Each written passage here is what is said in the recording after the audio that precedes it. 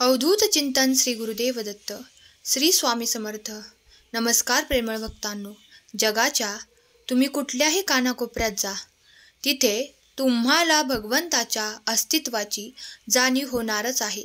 अशी कुठली जागा नाही, असं कुठलाच कोपरा नाही जिथे भगवंत नाहीत. म्हणून भगवंताच्या या अपरंपार लीला तुमच्यापर्यंत आल्या आहेत. भगवंताची ही शक्ती तुमचे रक्षण करत आहे. तुम्ही पाहिलेले प्रत्येक स्वप्न पूर्ण होणार आहे, परंतु तुम्हाला संयमाची गरज आहे. जेव्हा तुमच्या मनात हा प्रश्न येईल की मी एवढं दुःख सहन करतोय, मला एवढा त्रास होतोय, मग भगवंत का काही करत नाही? खरंच भगवंत आहेत का? परमेश्वर आहेत का? देव आहेत का? हा जेव्हा प्रश्न तुम्हाला पडेल, तेथून पुढे खरी देवाची लीला चालू होईल. त्यानंतर तुमच्या जीवनात असंख्य चमत्कार होतील. तुमच्या जीवनात असे काही प्रसंग येतील ज्याची तुम्ही कल्पना देखील कधी केली नव्हती. या प्रचंड अशा मोठ्या जगामध्ये आपल्याला एक देवाची सेवा करायला मिळते, भगवंताची सेवा करायला मिळते. मग आपण स्वतःला कम नशिबी का समजावं? स्वतःला नशीबवान समजा, कारण पाहिलेले स्वप्न पूर्ण होणार आहे. केलेली देवाची सेवा आता फळाला येणार आहे. तुम्ही जे काही नियोजन केले आहे त्याला आता तुम्हाला योग्य ती दिशा मिळणार आहे. तुमच्या मनात असलेल्या प्रत्येक छोट्या मोठ्या प्रश्नांचे उत्तर तुम्हाला मिळणार आहे. तुमच्या प्रत्येक संकटाला देव दूर करणार आहेत. घाबरू नका, देव सदैव तुमच्या पाठीशी आहेत. आजचा संदेश तुमच्यासाठी खूप महत्त्वाचा आहे. चॅनलवर नवीन असाल तर चॅनलला लगेच सबस्क्राईब करा आणि देवाने तुमच्यासाठी पाठवलेला हा महत्त्वाचा संदेश शेवटपर्यंत ऐका. विश्वास असेल तर हा व्हिडिओ शेवटपर्यंत ऐका. ज्यांचा विश्वास नाही त्यांनी ऐकला नाही तरीही चालेल, कारण बाळांनो, जर मनात विश्वासच नसेल तर कितीही संदेश बघितले तरी काही उपयोग होणार नाही. म्हणून सेवा करण्यापूर्वी मनामध्ये पूर्ण विश्वास ठेवा, कारण विश्वास असल्यास देव तुमच्यासमोर नक्की प्रकट होतील. परंतु विश्वासच नसेल तर तुम्ही केलेली सर्व सेवा व्यर्थ जाईल. म्हणून अगोदर मनात विश्वास, प्रेम आणि श्रद्धा असायला हवी. मनात कुठल्याच प्रकारे वाईट विचार नकोत. मन मोकळं असायला हवं, सत्यवादी असायला हवं, ज्यात फक्त प्रेम आणि सत्यासाठी जागा असेल. मनामध्ये जे विचार असतात तेच मुखामध्ये येत असतात. म्हणून तुमचं मन अगोदर निर्मळ करा. दुनिया तुम्हाला आपोआप चांगली दिसेल. जरी तुमच्यासोबत कोणी वाईट वागत असेल तरी तुम्ही कोणासोबत वाईट वागू नका. जरी तुम्हाला कोणी खोटं ठरवत असेल, परंतु तुम्ही कधीच खोटं बोलू नका, कारण कोण तुमच्याशी कसं वागतं हे सर्व काही देव बघत आहेत. आणि देव योग्य वेळ आली की त्यांना जी शिक्षा द्यायची ती शिक्षा देणारच आहेत. तुम्ही फक्त तुमचे कार्य सुरू ठेवा आणि ज्यांचा विश्वास आहे त्यांनी हा संदेश शेवटपर्यंत ऐका. विश्वास ठेव. अरे, जो देवाचा हात पकडतो त्याला आयुष्यभर कोणाचे पाय धरण्याची गरज भासत नाही. म्हणून लक्षात ठेव, ज्याच्या डोक्यावर देवाचा हात आहे त्याचं कोणीच काही वाईट करू शकत नाही. जो उपकाराची जाण ठेवतो, जो देवाने केलेल्या प्रत्येक चमत्काराची जाण ठेवतो, ज्याला माहीत आहे की देव आपल्या सोबत आहे, तो शेवटपर्यंत कधीच हारत नाही. म्हणून तूही प्रत्येक डाव जिंकणार आहेस. तुझ्या बाजूने प्रत्येक गोष्ट होणार आहे. फक्त विश्वास ठेव. तुझेही दिवस बदलणार आहेत. बाळा, स्वामी म्हणतात, कोणी तुझ्यासोबत नसेल तर घाबरू नकोस. उंच उडणारे गरुड खूप कमी असतात, त्यामुळे त्यातील तू एक आहे. तुला खूप उंच भरारी घ्यायची आहे. तुला खूप दूरपर्यंत जायचे आहे. म्हणून हा विचार करू नकोस की तुझ्यासोबत कोणी नाही. तुझ्यासोबत मी स्वतः आहे. मी स्वतः तुझ्यासोबत चालत आहे. तू कर्म करत जा, फळाची अपेक्षा न करता कर्म कर.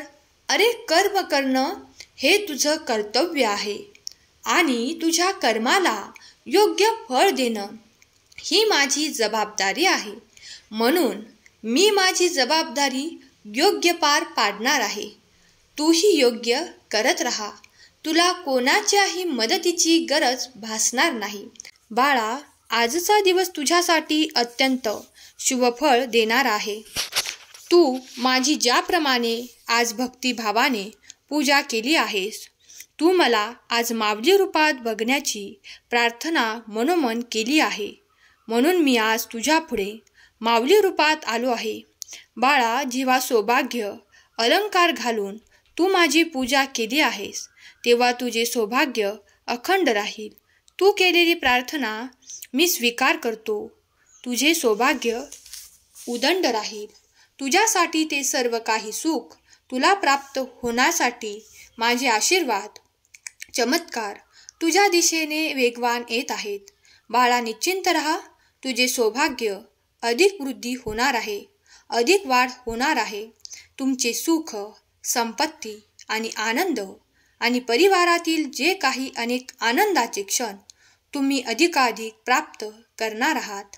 आज जेव्हा तुम्ही माझी प्रार्थना केली आहे, तर मी माऊली रूपात तुमच्या पुढे येऊन तुम्हाला दीर्घ आयुष्याचा आशीर्वाद देत आहे.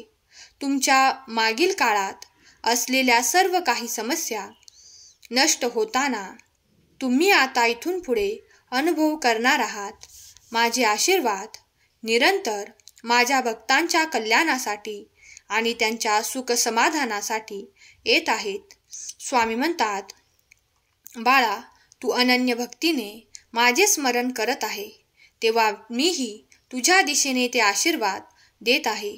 स्वामी म्हणतात, बाळा, मी तुला असे नाते दिले आहे, त्या नात्यामधून तुला भरपूर गोडवा, प्रेम, आनंद आणि आपुलकीचा अनुभव येत आहे. काळजी करू नकोस. काळजी करणारी माणसं मिळायला भाग्य लागतं, पण अशी माणसं आपल्याला मिळाली आहेत हे समजायला भाग्य लागतं आणि हे भाग्य उजागर होत आहे. तुझी माणसे तुझ्यासाठी खूप काही करायला तयार आहेत. स्वामी म्हणतात, बाळा, तुमच्या नात्यातील तो गोडवा, आपुलकी, प्रेम, जिव्हाळा जपणे सुरू करा. कारण ते नाते तुम्हाला भगवंताने दिलेले नाते आहे. त्यांना जपणे सुरू करा. योग्य ठिकाणी योग्य तो मान सन्मान देणे सुरू करा. तुमच्या जीवनातील तो काळोख दूर व्हायला सुरुवात झाली आहे. तुम्ही कधीही संकटाचा सामना करण्याआधी देवाचे चिंतन करा. स्वामी म्हणतात, जगी जन्म मृत्यू असे खेळ ज्यांचा, नको घाबरू तू असे बाळ त्यांचा. जर तुझा माझ्यावर विश्वास आहे, तर या जगण्यात आणि मृत्यूच्या चक्रातून तुला देव तारून नेईल. बाळा, विश्वास ठेव. तुझे सौभाग्य अधिक वाढवले जाईल.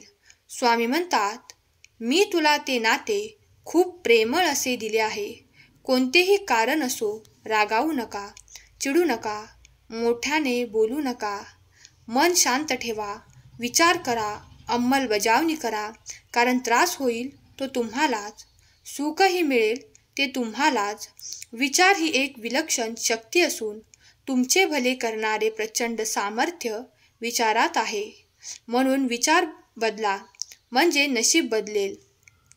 जो कोणी आज तुम्हाला विरोध करताना दिसत आहे, त्याचा विरोध हे काही काळाने मावळून जाईल.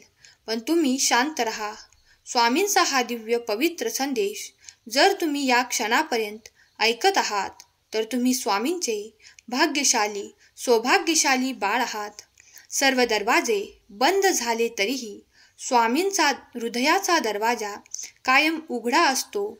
अपेक्षा स्वामींपासून ठेवा, इतर लोकांपासून नको. अडचणीत असाल, स्वामी तारतील. एकटे असाल, स्वामी सांभाळतील. मार्ग सापडत नसेल तर दाखवतील. अश्रू येत असतील तर अश्रू पुसतील. फक्त स्वामींना आर्ततेने, श्रद्धेने आणि आनंद भक्तीने स्मरण करा. आर्ततेने साथ घाला, नामस्मरण करा. स्वामी म्हणतात, बाळा, तू माझा प्रिय भक्त आहेस. तुझ्याकडे येण्याचे कारण खूप खास आहे. खूप विशेष आहे. आजचा दिवस तुझ्यासाठी अत्यंत शुभ फळ देणारा आहे. तुझे सौभाग्य वाढवणारा आहे. तुम्हाला स्वतःला कळत नाही इतके तुमच्या मनात काय आहे हे मला कळते. नामस्मरण करताना तुम्ही मला पाहत नसाल, पण मी तुम्हाला पाहतो, कारण मी तुमच्या हृदयातच आहे. तुम्ही नाम घेता म्हणून मी तुमच्या मागे पुढे चालतो. तुमच्यासाठी अशक्य गोष्टीही शक्य करून देतो. स्वामी माऊलीला आज एक प्रार्थना करा. तुझ्या अगोदरही कोणी नव्हतं, तुझ्या नंतरही कोणी नसेल. जोपर्यंत श्वासात श्वास आहे तोपर्यंत माझी श्रद्धा भक्ती फक्त श्री स्वामी समर्थ तुमच्या चरणी असेल. श्री स्वामी समर्थ. तुझे रूप चित्ती राहो, मुखी राहो नाम. श्री स्वामी समर्थ. श्री स्वामी समर्थ. स्वामी म्हणतात, बाळा, आपलं काम आपण नेहमी वाहत्या पाण्यासारखं करत राहिलं पाहिजे. त्यात प्रामाणिकपणा असेल तर त्या वाहत्या पाण्यामध्ये ज्या काही वाईट कचरा असेल तो आपोआप स्वच्छ आणि निर्मळ होऊन जातो. त्याचप्रमाणे तुझ्या मनातील ते नकारात्मक विचार माझ्या चरणावर सोपवून निश्चिंत हो, कारण मी तुझ्यासाठी आशीर्वाद चमत्कार पाठवत आहे. आजचा हा संदेश तुम्हाला आवडला असेल तर संदेशाला लाईक करा आणि असे सुंदर संदेश दररोज ऐकण्यासाठी आपल्या या भक्तिमय चॅनलला सबस्क्राईब करून ठेवा. केलेली सेवा स्वामींचरणी अर्पण करते. आजचा हा संदेश शेवटपर्यंत ऐकल्याबद्दल धन्यवाद. श्री स्वामी समर्थ. जय जय स्वामी समर्थ.